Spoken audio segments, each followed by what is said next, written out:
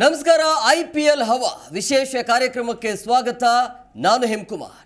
ನಿನ್ನೆ ನಡೆದಿರುವಂತಹ RCB ಮತ್ತೆ ಯಾವ ರೀತಿಯಾಗಿ ಪಂದ್ಯ ಆಯಿತು ಅಂದರೆ ವಿಲ್ ಜಾಕ್ಸ್ ಯಾವ ರೀತಿಯಾಗಿ ಆ ಪಂದ್ಯವನ್ನು ಮುಗಿಸಿದ್ರು ಅಂತಂದರೆ ನಿಜವಾಗ್ಲೂ ಕೂಡ RCBಯ ಹೊಸ ಅಧ್ಯಾಯ ಆ್ಯಕ್ಚುಲಿ ನಿನ್ನೆಯಿಂದ ಶುರು ಆಯಿತು.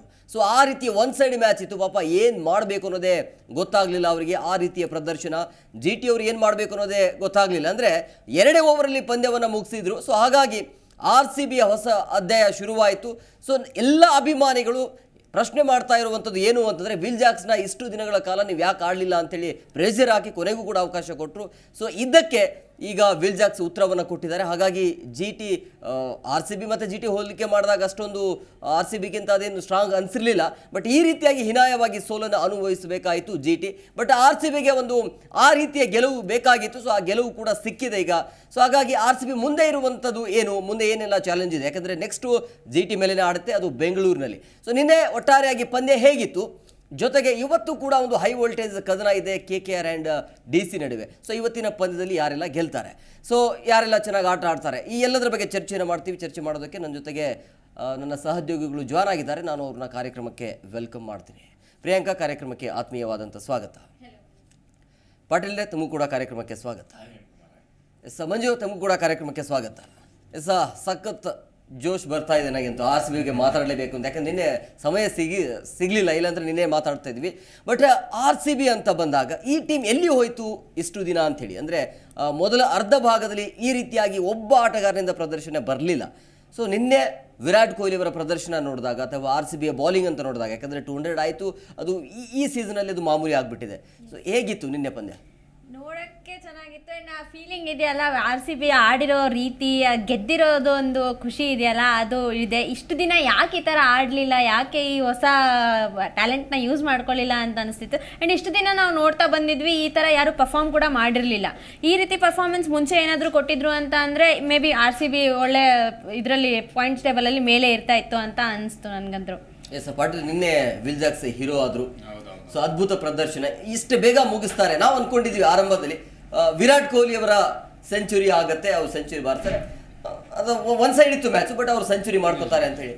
ಬಟ್ ಈ ವಿಲ್ ಜಾಕ್ಸ್ ಅವರು ಸೆಂಚುರಿ ಮಾಡ್ತಾರೆ ಅಂತ ಯಾರು ಕೂಡ ಅನ್ಕೊಂಡೇ ಇರಲಿಲ್ಲ. ನಿಜ, ಮೊದಲ ಆರಂಭದ 31 ಬಾಲ್ಗಳಲ್ಲಿ 50 ರನ್ ಹೊಡೆದಿದ್ರು. ಅದರ ಮುಂದಿನ 10 ಬಾಲ್ಗಳಲ್ಲೇ ಆ 50 ರನ್ ಬಂತು. ನೋಡಿ, ಆ 10 ರನ್ ಎಷ್ಟು ಟೈಮಲ್ಲಿ, ಜಸ್ಟ್ 7 ಮಿನಿಟ್ಸ್ ಅಲ್ಲಿ 50 ರನ್ಸ್ ನ ಕಲೆ ಹಾಕಿದ್ರು. ಇದು IPL ಹಿಸ್ಟ್ರಿಯಲ್ಲೇ ಪ್ರಥಮ ಬಾರಿಗೆ. ಮತ್ತೆ ಈಗ ನಮಗೆ ಗೇಲ್ ಅವರ ಒಂದು ದಾಖಲೆಯನ್ನು ಕೂಡ ಮುರಿದ್ರು. ಸೆಕೆಂಡ್ ಹಾಫ್ ಅಲ್ಲಿ 50ನ ಅತಿ ವೇಗವಾಗಿ ಮುಗಿಸಿದಂತ ಆಟಗಾರ. 10 ಬಾಲಲ್ಲಿ ಅವರು 13 ಬಾಲಲ್ಲಿ ಮುಗಿಸಿದ್ರು ಪುಣೆ ವಿರುದ್ಧವಾಗಿ.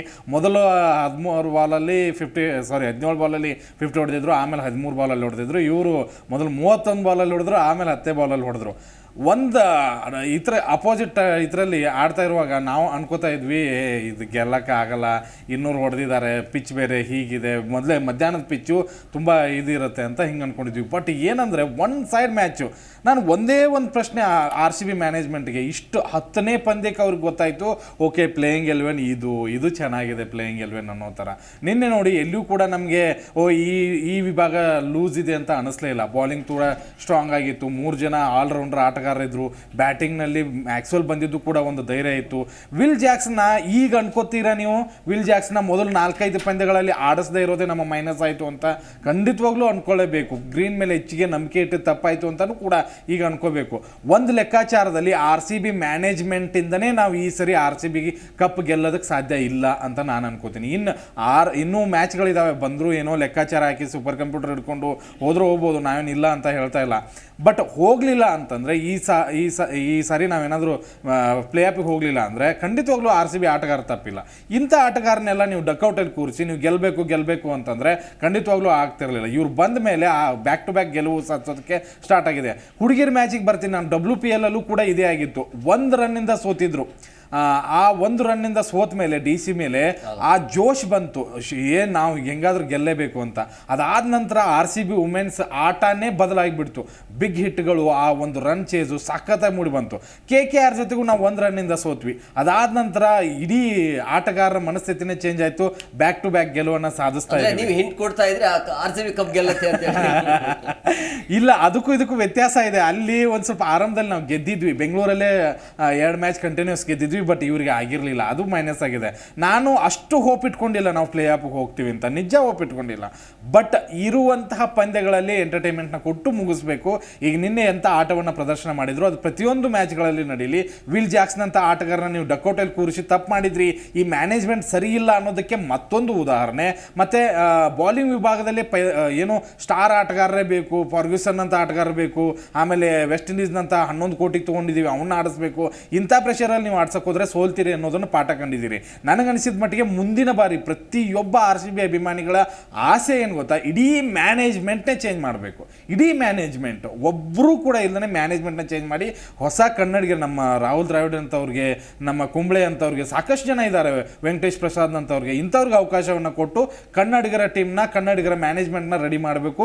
ಈ ಟೀಮ್ ಅದ್ಭುತವಾಗಿ ಮುಂದೆ ಮೂಡಿ ಬರುತ್ತೆ ಅಂತ ನಾನು ಮಂಜು ಅವರೀಗ ಈ ವಿಲ್ ಜಾಕ್ಸ್ ಆರಂಭದಿಂದಲೇ ಏನಾದರೂ ಹೋಪ್ ಕೊಟ್ಟಿದ್ದೇ ಆದಲ್ಲಿ ಒಂದು 2 ಪಂದ್ಯ ಆದ್ರೂ ಗೆಲ್ಸ್ತಾ ಇದ್ರು. ಹೌದೌದು, ನಾವು ಈ ಟೂರ್ನಮೆಂಟ್ ಅಲ್ಲಿ ಇರ್ತಿದ್ವಿ ಅಲ್ವಾ ಸರ್. ಸ್ಟಿಲ್ ಅಲೈವ್ ಅಂತ ಹೇಳ್ತಾರಲ್ಲ, ಸೊ ಅದು ಇವು ನಿನ್ನೆ ಮ್ಯಾಚಲ್ಲಿ ನೋಡ್ದಂಗೆ ಆಯಿತು. ಯಾಕಂದರೆ ನಮ್ಮದು ಈ ಪ್ರತಿ ಸೀಸನಲ್ಲೂ ನಾವು ಲೆಕ್ಕಾಚಾರ ಮಾಡಿಕೊಂಡೇ ಆಲ್ಮೋಸ್ಟ್ ಅಲ್ಲಿ ಕ್ವಾಲಿಫೈ ಆಗಿರೋದು.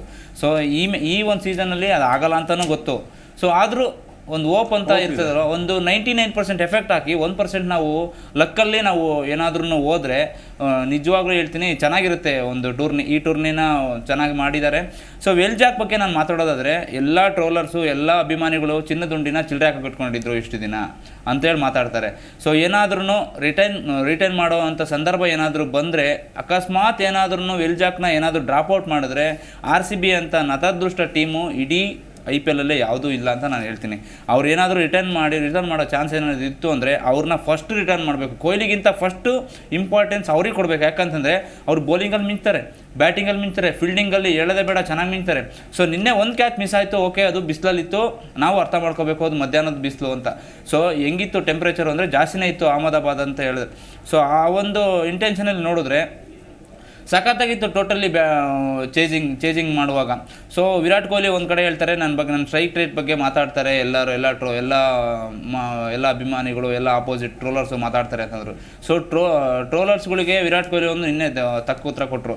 ನಾನು ಸ್ಟ್ರೈಕ್ ರೇಟ್ ಬಗ್ಗೆ ನಾನು ಯೋಚನೆ ಮಾಡಲ್ಲ, ನನಗೆ ಟೀಮ್ ಗೆಲ್ಲೋದು ಇಂಪಾರ್ಟೆಂಟು, ನಾನು ಅದಕ್ಕೋಸ್ಕರ ಸ್ಟಾಂಡಿಂಗಲ್ಲಿ ನಿಂತ್ಕೊಂಡು ನಾನು ಮ್ಯಾಚ್ ಆಡ್ತೀನಿ. ಸೊ ಅದು ಬಿಟ್ಟರೆ ಸ್ಟ್ರೈಕ್ ರೇಟ್ ಬಗ್ಗೆ ನಾನು ಯೋಚನೆ ಮಾಡೋಕ್ಕೆ ಹೋದರೆ ಟೀಮು ಲಾಸ್ ಆಗುತ್ತೆ, ಟೀಮು ಸೋಲೋದಕ್ಕೆ ನಾನೇ ಕಾರಣ ಆಗ್ಬಿಡ್ತೀನಿ. ಸೊ ಹಂಗಾಗಿ ನಾನು ಸ್ಟ್ರೈಕ್ ರೇಟ್ ಬಗ್ಗೆ ಯೋಚನೆ ಮಾಡೋಕೆ ಹೋಗಲ್ಲ. ಸೊ ಅದ್ರ ನನಗೆ ಗೊತ್ತು, ನನಗೆ ಯಾವ ಟೈಮಲ್ಲಿ ಹೆಂಗೆ ಆಡಬೇಕು ಅಂತ ಗೊತ್ತು ಅಂತ ನಿನ್ನೆ ಒಂದು ಸ್ಟೇಟ್ಮೆಂಟ್ ಕೊಡ್ತಾರೆ. ಸೊ ಅದಾದಮೇಲೆ team bowling sir, team bowling ಅಂತ ಹೇಳಿದ್ರೆ ನಾನು ಎಕ್ಸ್ಪೆಕ್ಟ್ ಮಾಡಿದ್ದೆ ಈ ಟೀಮ್ ಇರಬೇಕು RCB ಅಂದರೆ. ಫಾರಿನ್ ಪ್ಲೇಯರ್ಸ್ ಎಲ್ಲ 4 ಜನ ಏನು ಫಾರಿನ್ ಪ್ಲೇಯರ್ಸ್ ಇದ್ದಾರೆ, ಸೊ ಬ್ಯಾಟರ್ಸ್ ಇದ್ದಾರೆ, ಅವ್ರು ಆಲ್ರೌಂಡರ್ ಇಬ್ಬರಿದ್ದಾರೆ. ಇನ್ನು ಮಿಕ್ಕಿದವ್ರು ಏನಿದ್ದಾರೆ ಇಂಡಿಯನ್ ಬೌಲರ್ಗಳಿಗೆ ಚಾನ್ಸ್ ಕೊಟ್ಟರು. ಸ್ವಪ್ನಿಲ್ ಸಿಂಗ್ ಬಂದು ಅವ್ರ ಬಂದಾಗಿಂದ ಸ್ವಲ್ಪ ಚೆನ್ನಾಗಾಯಿತು. ಅದಾದಮೇಲೆ ಸಿರಾಜು ಒಂದು ಸ್ವಲ್ಪ ಲಯಕ್ಕೆ ಬಂದಿದ್ದಾರೆ. ಹೌದು, ಯಶ್ ದಯಾಳ್ ಬಗ್ಗೆ ಈ ಸೀಸನಲ್ಲೇ ವಿಕೆಟ್ ಇಲ್ಲ, ಅವರೇ ಚೆನ್ನಾಗಿ ಮಾಡಿದ್ದಾರೆ. ವಿಕೆಟ್ ಇಲ್ಲ ಅಂತಂದ್ರೂ ಬೆಸ್ಟ್ ಬೌಲಿಂಗ್ ಇದೆ, ಪವರ್ ಪ್ಲೇಯಲ್ಲಿ ಬೆಸ್ಟ್ ಬೌಲಿಂಗ್ ಇದೆ. ಅಂದರೆ ಯಾವುದು ದುಬಾರಿ ಆಗಿಲ್ಲ ನೋಡಿ. ಮೋಹಿತ್ ಶರ್ಮಾ ಹೋಲಿಸ್ಕೊಂಡ್ರೆ ನಮ್ಮ ಬೆಟ್ರಿದ್ದಾರೆ, 100% ಬೆಟ್ರಿದ್ದಾರೆ ನಮ್ಮ ಯಶ್ ದಯಾಳ್ ಅಂತ ಹೇಳ್ಬೋದು. ಅದು ಬಿಟ್ಟರೆ ಟೋಟಲಿ ಒಂದು ಟೀಮ್ ಥರ ಕಾಣ್ತಿರೋದು. ಈ ಹೋದ ಮ್ಯಾಚಿಂದ ಈ ಮ್ಯಾಚಿಂದ ಬೆಟ್ರ್ ಆಗ್ತಾ ಬರ್ತಾ ಇದೆ. ಅಂದರೆ ಆ ಮ್ಯಾಚ್ಗೂ ಈ ಮ್ಯಾಚ್ಗೂ ಬೆಟ್ರ್ ಆಗ್ತಾ ಬರ್ತಾ ಇದೆ, ಅದೊಂದು ಖುಷಿ ವಿಚಾರ. ಸೊ GT ಭಾಳ ಎಡುತ್ತಾ ಇದೆ, ಯಾಕಂದರೆ ಅದು ಈ ಸೀಸನ್ 3ನೇ ಸೀಸನ್ ಅದು. ಸೊ ಅವ್ರು ಇನ್ನೂ ಭಾಳ ತಿದ್ಕೊಳ್ಳೋದಿದೆ. ಅಂದರೆ ಒಳ್ಳೊಳ್ಳೆ ಈಗ ಮೊಹಮ್ಮದ್ ಶಮಿ ಹೋಗಿದ್ದು ಒಂದು 50% ಲಾಸ್ ಆದ್ರೂ ಚೆನ್ನಾಗಿ ಕಮ್ಬ್ಯಾಕ್ ಮಾಡ್ತಾಯಿದ್ರು. ಯಾಕೆ ಅದಾಗ್ತಿದೆ ಗೊತ್ತು, ಯಾಕಂದರೆ ರಶೀದ್ ಖಾನ್ ಲಯ ಕಳ್ಕೊಳ್ತಾ ಇದ್ದಾರೆ, ಅದೊಂದು ಮೈನಸ್ ಆಗ್ತಾ ಇದೆ. ಬಿಗ್ ಹಿಟ್ ಮಿಲ್ಲರ್ ಫೇಲ್ ಆಗ್ತಾ ಇದೆ. ಮಿಲ್ಲರ್ ಹೌದು, ಅವ್ರಿಗೆ ಇರೋದು ಒಬ್ಬರೇ ಓಪನಿಂಗ್ ಅಲ್ಲೂ ಸರ್. ಎಲ್ಲಿಂದ ಕೂಡ ನಾವು ಆ ರೀತಿಯ ಬಿಗ್ ಹಿಟ್ಟಿಂಗ್ ಅವ್ರಿಗೆ ಆ ಥರನೂ ಇಲ್ಲ. 3ನೇ ಕ್ರಮಾಂಕದಲ್ಲಿ ಸಾಯಿ ಸುದರ್ಶನ್ ನಿನ್ನೆ ಒಳ್ಳೆ ಚೆನ್ನಾಗಿ ಬ್ಯಾಟಿಂಗ್ ಆಡಿದ್ರು ಸಾಯಿ ಸುದರ್ಶನ್. ಪ್ರಿಯಾಂಕಾ, ನಿನ್ನೆ RCB ಗೆಲ್ಲೋದಕ್ಕೆ ಟಾಸ್ ಕ್ರೂಷಿಯಲ್ ಆಯಿತು. ಎಸ್, ಟಾಸ್ ಕೂಡ ತುಂಬ ಇಂಪಾರ್ಟೆಂಟ್ ಆಗಿತ್ತು RCB ಗೆಲ್ಲೋದಕ್ಕೆ ಅಂತ ಹೇಳ್ಬೋದು. ಆ್ಯಂಡ್ ಅದರ ಜೊತೆಗೆ RCB ಏನು ಬೌಲಿಂಗ್ ಮಾಡಿದೆಯಲ್ಲ ಆ ಒಂದು ಪಾಯಿಂಟ್ ಕೂಡ ನಾವು ತುಂಬ ಇಂಪಾರ್ಟೆಂಟ್ ಆಗುತ್ತೆ. RCB ಬೌಲಿಂಗ್ ಆ ಥರ ಇತ್ತು ನಿನ್ನೆ. ಪಾಟೀಲ್ ನಿನ್ನೆ ಪಂದ್ಯವನ್ನು ನೋಡಿದಾಗ ಎಲ್ಲವೂ ಕೂಡ ಓಕೆ ಆಗಿತ್ತು, ಅಂದ್ರೆ ಪ್ಲೇಯಿಂಗ್ ಲೆವೆನ್ ಆಗಿರ್ಬೋದು, ಬಾಲಿಂಗ್ ಡಿಸೆಂಟ್ ಆಗಿತ್ತು. ಬಟ್ ಹೆಂಗ್ 200 ರನ್ ಬಂತು ಅಂದ್ರೆ ಗೊತ್ತಾಗಿದೆ. ಯಾಕಂದ್ರೆ ಆರಂಭದಲ್ಲಿ ಚೆನ್ನಾಗಿ ಆಡಿದ್ರು, 8-9 ತನಕ RCB ಕಂಟ್ರೋಲ್ ಅಲ್ಲಿ ಇತ್ತು. 200 ಬಂತು, ಆಮೇಲೆ ಕೊಹ್ಲಿ ಕೂಡ ಚೆನ್ನಾಗಿ ಆಡಿದ್ರು, ಡುಪ್ಲೆಸಿಸ್ ಕೂಡ ಚೆನ್ನಾಗಿ ಆಡಿದ್ರು. ನೋಡಿ ಇವಾಗ ನಾವು ಆರಂಭದಲ್ಲಿ ಡುಪ್ಲೆಸಿಸ್ ಬಗ್ಗೆ ಮಾತನಾಡ್ತಿದ್ವಿ, ಡುಪ್ಲೆಸಿಸ್ ಕಳೆದೋಗಿದ್ದಾರೆ 3 ಮ್ಯಾಚ್ ಅಲ್ಲಿ ಸ್ವಲ್ಪ ಚೆನ್ನಾಗಿ ಬಂದಿದ್ದಾರೆ, ಫಾರ್ಮ್ ಅಂತೂ ಬಂದಿದ್ದಾರೆ. ಮತ್ತೆ ನಿನ್ನೆ ನಾವು ವಿರಾಟ್ ಇದು ನಮ್ಗೆ ಜಾಕ್ಸ್ ಹಬ್ಬರದ ನಡುವೆ ವಿರಾಟನ್ನ ಮರೆತು ಬಿಡ್ತಾ ಇದೀವಿ. ನಿನ್ನೆ ತುಂಬಾ ಚೆನ್ನಾಗಿ ಆಡಿದ್ರು. ಎಲ್ಲರೂ ಕೂಡ ಮಂಜು ಅವಾಗಲೇ ಹೇಳ್ತಾ ಇದ್ರು ಸ್ಟ್ರೈಕ್ ರೇಟ್ ಬಗ್ಗೆ ಹೇಳ್ತಾ ಇದ್ರು ಅಂತ ಹೇಳಿ. ನಿನ್ನೆ ಅದನ್ನ ವಿರಾಟ್ ಕೊಹ್ಲಿ ಮೆನ್ಷನ್ ಮಾಡಿ ಹೇಳ್ತಾ ಇದ್ರು, ಸ್ಟ್ರೈಕ್ ರೇಟ್ ಬಗ್ಗೆ ಮಾತಾಡ್ತಾರೆ. ಒಂದು ತಂಡ ವಿಕೆಟ್ಸ್ ಒಂದ್ ಸೈಡ್ ಅಲ್ಲಿ ಹೋಗ್ತಾ ಇರುವಾಗ ನೀವು ಇನ್ನೊಂದ್ ಕಡೆ ಬಂದು ಬಿಗ್ ಹಿಟ್ ಮಾಡೋಕ್ಕಾಗಲ್ಲ, ಸ್ಟ್ಯಾಂಡ್ ಮಾಡ್ಲೇಬೇಕಾಗತ್ತೆ.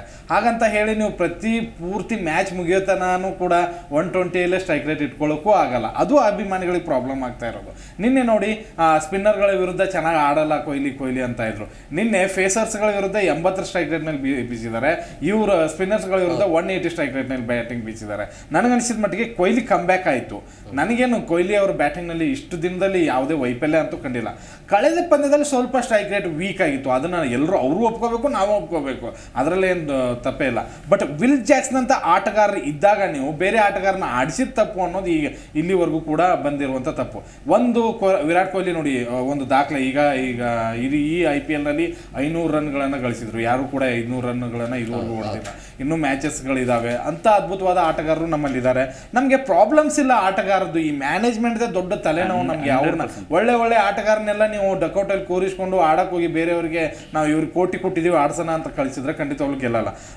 ನಿನ್ನೆ ಖಂಡಿತವಾಗ್ಲೂ ಬಾಲಿಂಗ್ನಲ್ಲೂ ಕೂಡ ಸ್ವಪ್ನಿಲ್ ಸಿಂಗ್ ನೋಡಿ, ಯಾರು ಅನ್ಕೊಂಡಿದ್ರು ನಾವು ಹಸರಂಗ ಬಗ್ಗೆ ಮಾತಾಡ್ತಿದ್ವಿ, ಚಾಲ್ ಬಗ್ಗೆ ಮಾತಾಡ್ತಾ ಇದ್ವಿ. ಸ್ವಪ್ನಿಲ್ ಸಿಂಗ್ ಅಂತ ಯಂಗ್ಸ್ಟರ್ಸು ಇದ್ದಾರೆ ನಮ್ಮ ಡಕೌಟಲ್ಲಿ, ಅವ್ರಿಗೆ ಅವಕಾಶ ಕೊಟ್ಟಿದ್ದು ಎಷ್ಟು ಪ್ಲಸ್ ಆಯ್ತು. ಕರಣ್ ಶರ್ಮಾ ಬಂದು ಅವರು ಮೊದಲ ಮ್ಯಾಚ್ ಅಲ್ಲಿ 2 ವಿಕೆಟ್ ತಗೋತಾರೆ, ಮತ್ತೆ ರನ್ ಕಂಟ್ರೋಲ್ ಮಾಡಿದ್ದಾರೆ. ಮತ್ತೆ ಕರಣ್ ಶರ್ಮಾ ಒಂದ್ ಸ್ವಲ್ಪ ಚೆನ್ನಾಗಿ ಬೌಲಿಂಗ್ ಅನ್ನ ಹಾಕ್ತಾ ಇದ್ದಾರೆ. ಗ್ರೀನ್ ನೋಡಿ ಕಮ್ ಬ್ಯಾಕ್ ಮಾಡಿದ್ರು, ಒಂದು ಒಳ್ಳೆ ಕಮ್ ಬ್ಯಾಕ್ ಅದು ಆಕ್ಚುಲಿ ಕಳೆದ ಪಂದ್ಯದಲ್ಲಿ ಅದೊಂದು ಪ್ಲಸ್ ಇತ್ತು. ನನಗೆ ಅನಿಸಿದ ಮಟ್ಟಿಗೆ ಪರ್ಫೆಕ್ಟ್ 11 ಬ್ಯಾಟಿಂಗ್ ಹೆಂಗಿತ್ತು ನಮ್ದು. ಅವರು ಆಕ್ಚುಲಿ GT ಅವರು ಕನ್ಸಲ್ಲೂ ಅನ್ಕೊಂಡಿರ್ಲಿಲ್ಲ ಹಿಂಗೆ ಇದನ್ನ ಮುಗಿಸುತ್ತೆ ಅಂತ, ಫೈಟ್ ಆಗತ್ತೆ ಅಂತಾನೆ ಅನ್ಕೊಂಡಿದ್ರು ಅವರು. ವರ್ಲ್ಡ್ ಕ್ಲಾಸ್ ಬೌಲರಿಗೆ ರಶೀದ್ ಖಾನ್